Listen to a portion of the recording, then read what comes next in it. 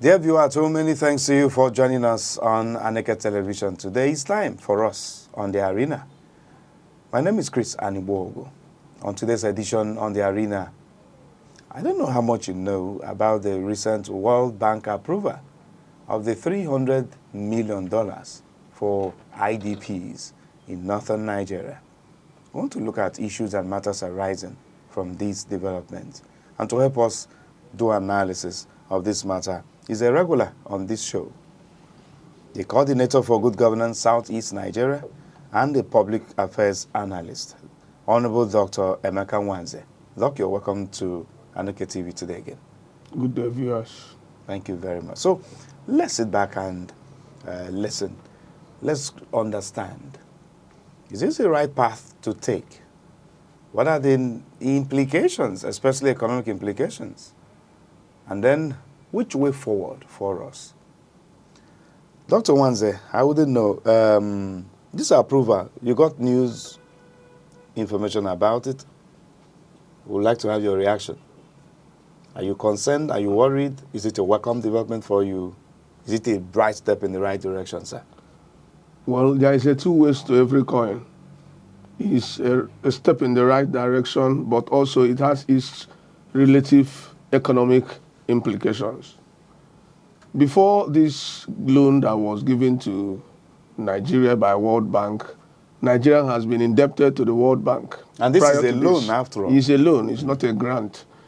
And the essence of this loan, according to the World Bank, is to salvage the internally displaced persons. These displaced people or persons has been displaced as a result of insecurity that has reared its ugly head in Nigeria. You will agree with me that in the northeast, northwest, these are the epicenter of insecurity, where you have a lot of nomenclatures like, I call it Boko Harams, terrorists, and other agencies that makes human lives, uncomfortable. Down in the east here, you call them unknown gunmen. But these people, they have been displaced in millions. The statistics, according to World Bank, in Nigeria, we have about 7.3 million Nigerians that are displaced. But the people that are supposed to be the beneficiary of this current loan being given to Nigeria to take care of IDPs is 1.3 million Nigerians. But they are in the camp, the displaced camp. They are encamped in one place, being taken care of by the Nigerian government. But their hope is they resolve to arms. But what this loan that is given to them, this money is now going to make them to have what they call, they'll build infrastructure that are resilient, infrastructure that will accommodate more of the IDPs, and they will also make them to have what they call handiwork to do something to survive on their own without over-reliance on what the government of Nigeria can give to them, without over-relying on arms, that is, trying to get help from government. They can now be on their own, learn in hard work, cash will be given to them, just like what happened during the military amnesty that was granted to the Niger Delta, that runs in DDR, disarmament, the other R is reintegrations, all these things. They were reintegrated, they were disarmed, and at the end of the day, some were sent abroad, give them a kind of training, some collected physical cash in order to be busy, because an idle man, of course, is a devil's workshop. So I believe that that is the positive aspect of this loan that was given to Nigeria by the World Bank. Now, if we go further... Going further now, since it is a loan up to the tune of $300 million, if we were to take it to the Nigerian currency, that's a whooping sum of money, I must tell you, Dr. Nwanyi. Includes 460 billion. Now, looking at Nigerians' debt profile, are we not supposed to be worried that we are still borrowing when we are not done with repayments? And each time we take this loan, Dr. Nwanyi, it comes with its own terms and conditions. Even in Freetown, there is no free lunch. You will know that there's what they call debt burden. And if there is debt burden, Nigerians are on the I call it international statistics as being indebted not only to the World Bank, to Chinese government, and to Paris Club, to London clubs, depending on who is piloting the affairs of the state of the nation at a particular time. Now, why I'm worried personally, whatever I want to say is my personal opinion and not the opinion of Aneke Television. No, go ahead. Now, what I want to say is that there is a very big question mark over the loan, knowing how we have borrowed money in the past without paying. Now, this loan, if you ask me, if inept corruption that is envisaged in the polity of the Nigerian government is not elsewhere, the essence of borrowing the money may be diverted. The essence of borrowing this money for IDP may go in a long way to salvage personal gains and personal aggrandizement. Remember, there is no permanent friend, no permanent enemy, but permanent interest. It could be the interest of the political class or the gladiators using the name IDP to attract loan. So at the end of the day, they have placed Nigerian economy into economy of square one. Because you will agree with me that if in a country that does not have a relative degree of GDP, gross domestic product, the economy will always be economy that faces economic kwashiorkor. It will always be an economy that is dangling and not stable. It will always be an economy that cannot be used to measure international foreign index. Because if we go to production, we will be producing, and it has a way of, giving our economy, a kind of a befitting when you want to measure Nigerian economy. Remember dollar, Nigerian naira per dollar. It's because we are not in production. So I will use this medium to say that instead of over-reliant on economic loans, foreign, or whether World Bank, whether other government like Chinese government, it would have been best possible that Nigerian generates revenue internally and use it to salvage whatever this loan could have salvaged. It depends on who is involved. I believe that Nigerian, what they control internally, the source of revenue, IGR, internally generated revenue, is enough to take care of this IDP.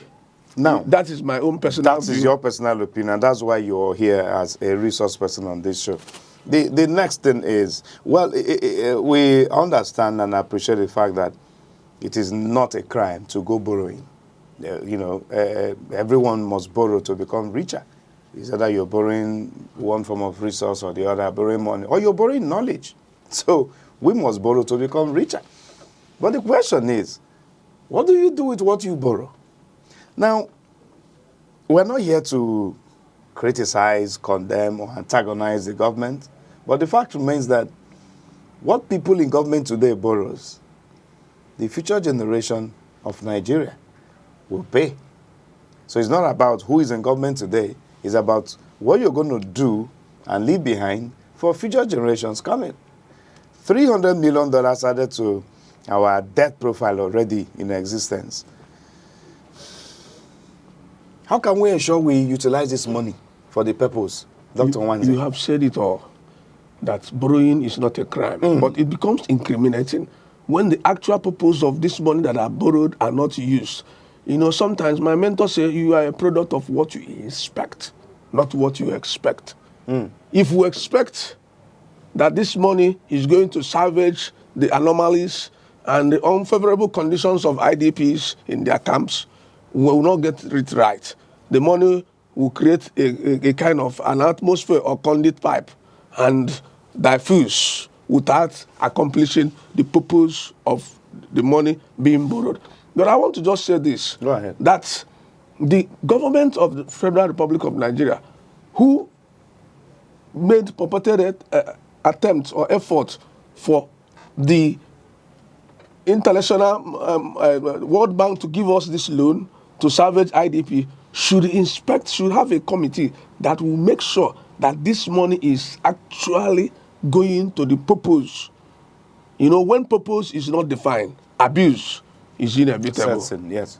And if this purpose of the money is not defined very well, the actual managers, because this money cannot manage itself on itself, it must be managed by a man, by a manager who makes sure that the essence of the money is utilized to its maximum, utility, not to its relative infinitesimal, but must be managed adequately.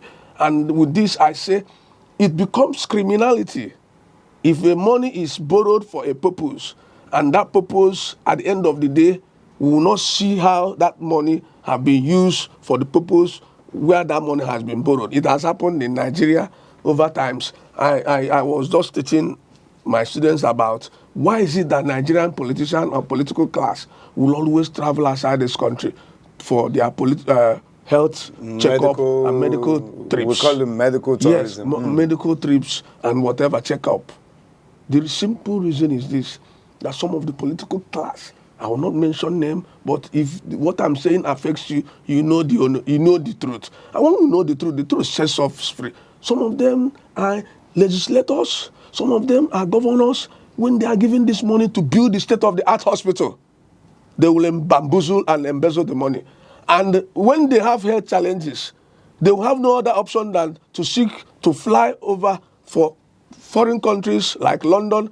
The former president died last month. We are in a London clinic. And we are told also that the president, the former head of state that handed over power to Olusegun Obasanjo, Abusalem Abubakar, was also in the same hospital in London. And I now said, when they are in power as president, can they use the resources of Nigeria and build that kind of equivalent hospitals that will make them to be flown outside the country? It's a relative truth that we want to. It's the pure truth. Some of them will go to as far as going to abroad for organ harvesting or transplanting. And before you know it, a lot of stories will be fabricated. If those transplants is in Nigeria, some of the embarrassment will seek abroad by international, cosmopolitan police and other things, will not be there.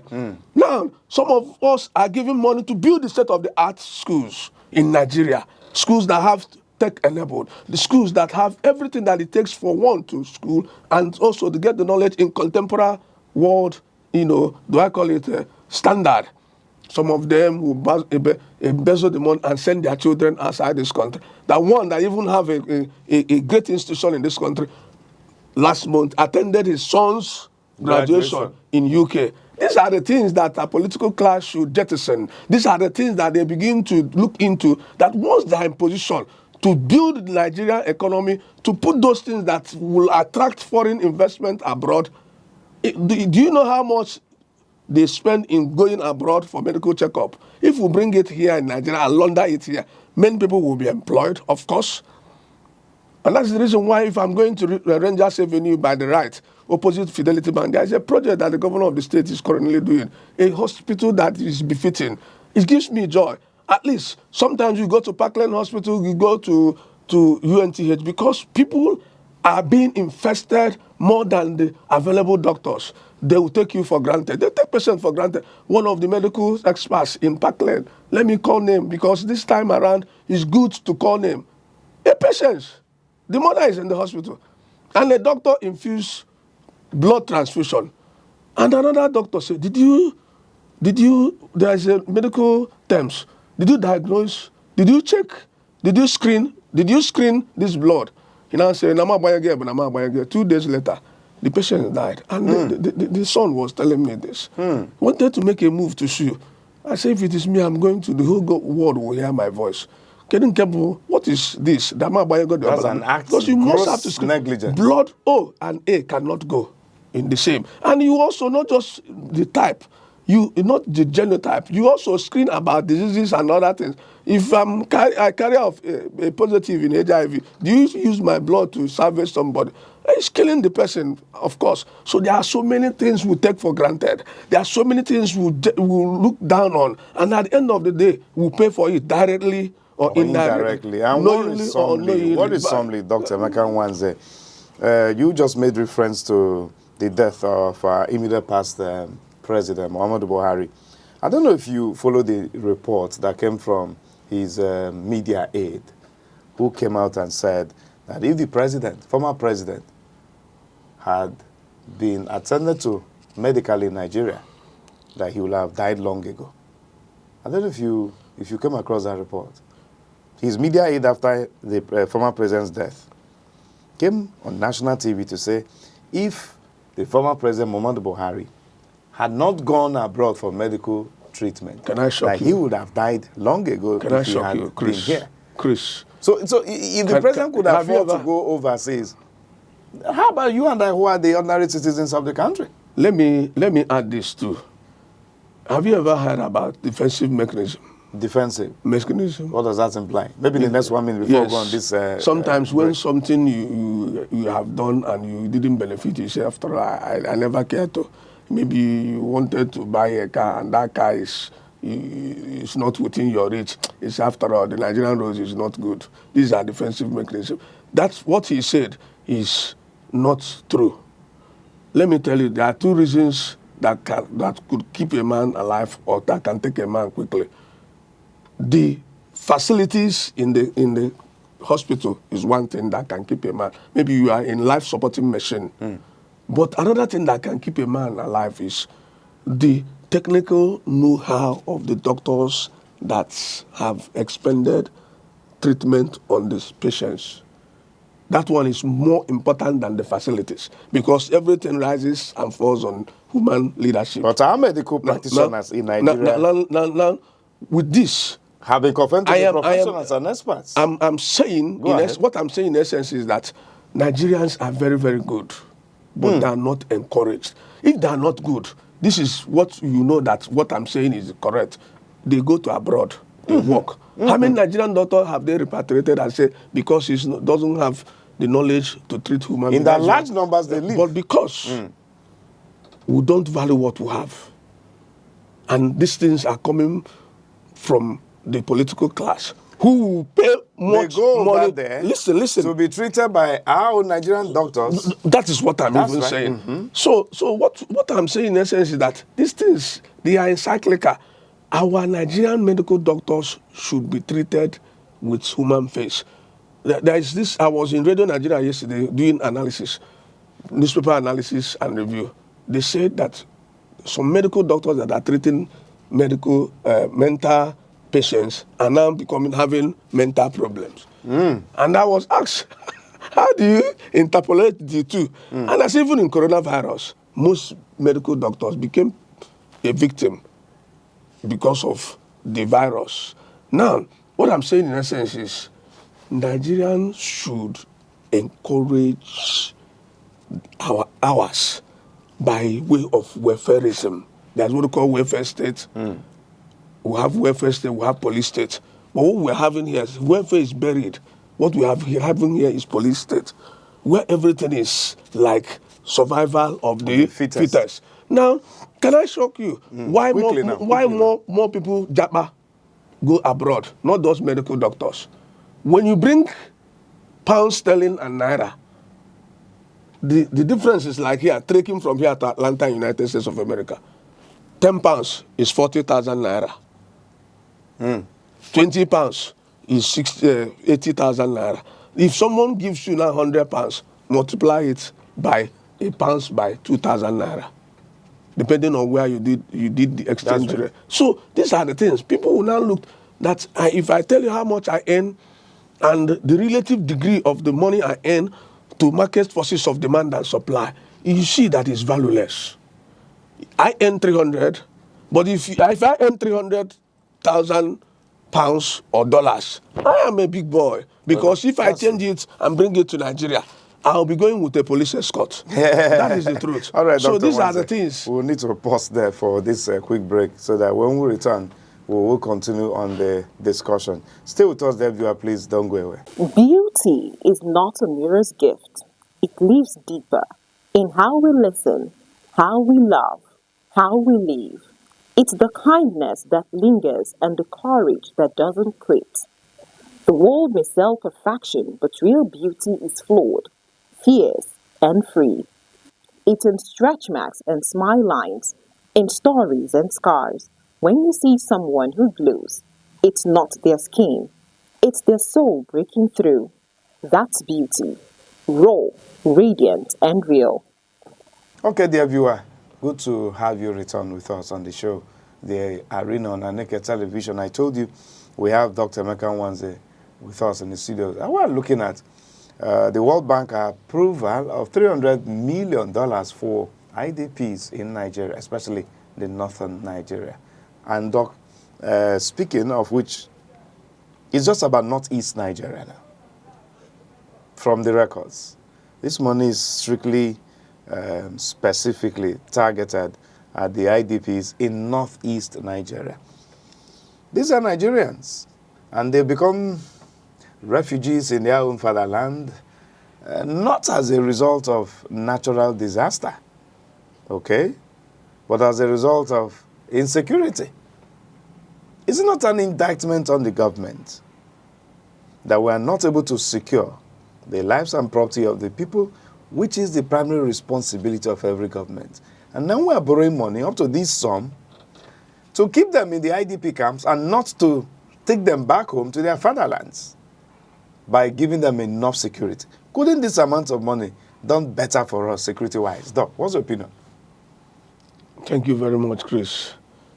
You know, where ignorance blisses, it is even foolish to be wise. In Nigerian states of the nation, a lot of things has happened. We have heard about fight on swallowing money and other things. Now, this money is highly enough to take care of all the IDPs in the states. It is enough to give them a kind of sense of belonging and independence to create wealth. Like I said before, this money is enough to make some Nigerians happy. It's even enough to create enabling environment and, weaponry for our security outfit in Nigeria. You know, because sometimes when we talk of security in Nigeria and insecurity, it makes me feel ashamed of myself as my citizenship origin as a Nigerian. Because why? It does not mean that there is no crime over there, but in that place, it is not as what is obtainable in Nigeria. Where in the main road, in expressway, you will see army checking points, you pass police checking points, in between army checking point and police checking point, kidnappers will come out from the bush, kidnap their ransom, and go to the bush.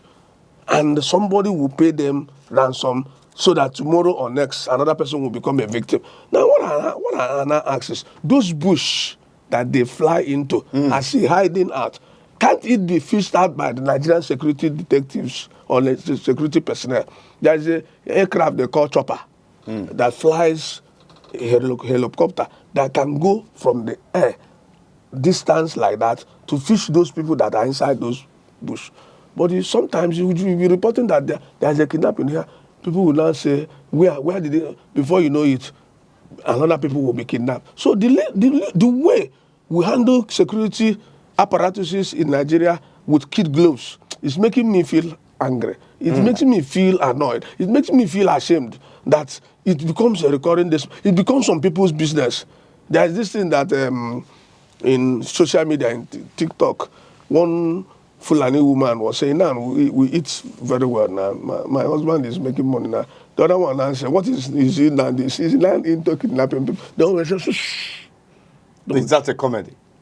I said TikTok. TikTok? Yeah, she said, my husband is not involved in kidnapping. The sister now said, shh. But what I'm saying is... So it's become a business? It become a business. Insecurity has become a business. Yeah, so this whooping amount of money in billions, when you convert it in billions, can buy a sufficient AK-47, can buy rifle, can purchase vehicles. For our security personnel. Security personnel, in order to handle this insecurity. Because this insecurity, being done by men that doesn't have a kind of legal instrumentality of coercion. But I have security detectives that are in possession of legal instrumental of coercion. I don't know. And I have said in different media, both in radio and television, that if the government of the day doesn't know the strategy or the stratagems in controlling security network, they should employ me. Let me give them 1 or 2 strategy in order to beef Nigerian security, so that security and insecurity, or insecurity will not now become a thing of the past. It's because of the insecurity in Nigeria that I come up with a slogan. John C. Maxwell said that everything rises and falls in leadership. But Dr. Wanze says everything in Nigeria rises and falls in security. I said it before now, that Chris, if you are sure that if after this arena that you are not going home safe, you won't come at all. And me too, I will not be here, because security is everybody's business. So because of their display, like you said, not because of natural disaster, but because of insecurity. What is about Camus saying? He said, and I quote, that the essence of governance is to procure and to provide for the people what they cannot provide for themselves, including security. It's the essence of government to make sure that there is enough security. And that is the reason why we have done a program here on decentralization of police outfit, or decentralization of government, so that every state will have their own state policing. Not just every state, even local government will have their own local government policing. Why vigilantes still have sway in our community? Because what? Things without remedy should be without regard. But this one, it has a remedy. The remedy is to beef the security, where everybody will be armed to the teeth in order to repulse security challenges in Nigeria. Because ordinarily we shouldn't be having IDPs, IDP camps. And it's become a community of its own, kind of. Everywhere you go, IDP camps everywhere. And now we are borrowing to keep them, remain back in the IDP camps, rather than trying to take them back home. But again, I don't know. If we are saying we are borrowing $300 million for the IDPs, let's not even bother about which part of the country this money is actually going to go to, Northeast Nigeria. I know some other regions may be saying, what about our region? North Central is not safe. Benue, we know what is going on there. Even Taraba. Southeast as well. Well, we may not have a major crisis where we'll say there are people in the Southeast that are in IDP camps for now. I don't know if they're right, I don't know. But let's leave all of that apart. Dr. Wanze, the condition of these persons in the IDP camps, for instance, in Benue, after the attack, the massacre of the people from Yelwata community, where we saw Nigerians, being killed in their hundreds. The president visited the state, Benue. But after that, we saw where the people in the IDP camps took to protest along major routes on the grounds that they were abandoned, that they were not feeding well, that their welfare has actually been forgotten. And they were demanding for better welfare condition for them in the IDP camps. So now,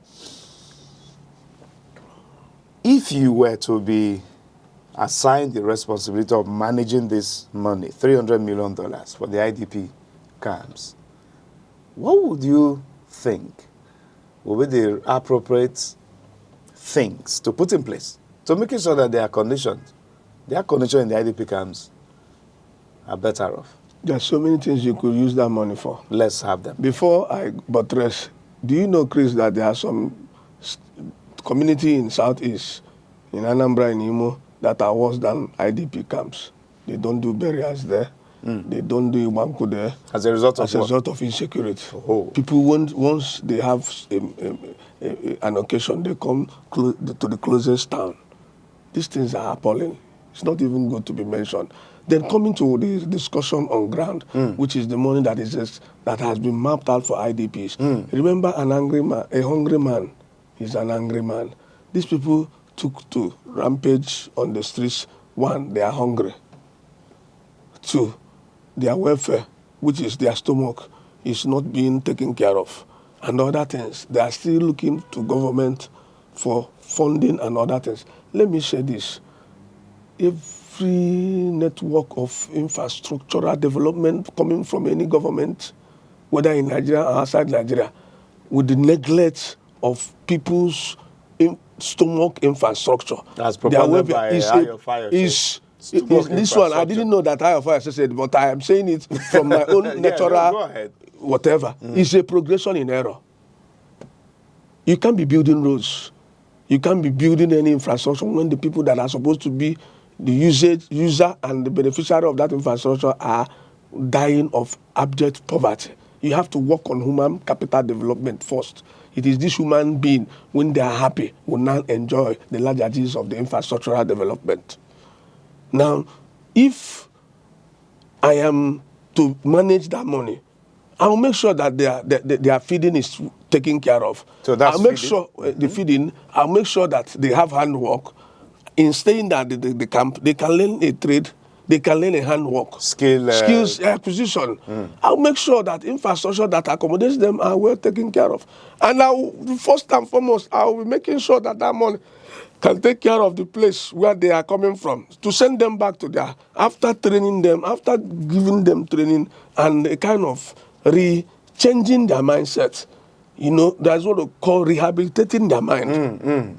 Giving them sense of, belonging. Then you send them back to their source by making sure that there is adequate security. While they are taken care of in the camp, I will also make sure that that place that they have been displaced, except it's for natural disaster, which is not, that those insecurity that make them to come out is taken care of. I mean, that is progression.